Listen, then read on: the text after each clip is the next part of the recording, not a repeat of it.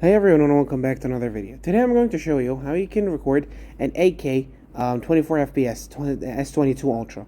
So S22 Ultra was the top of the line phone on the Android department.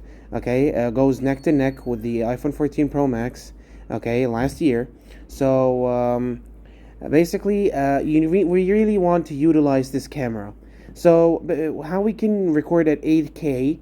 Basically, 8K is like one of the highest cameras you can find on a phone. So how we can do it is actually once you go into camera, okay. Now from a camera, you're going to switch to video, okay.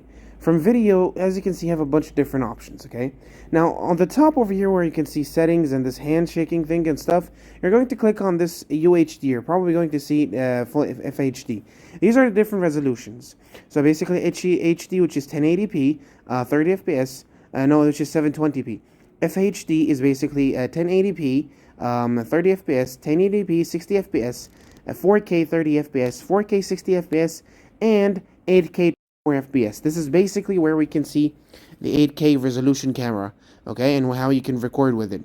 So that's basically how you can record 8K for 24 FPS. Thank you so much, guys, for watching. Don't forget to like and subscribe, and I'll see you later.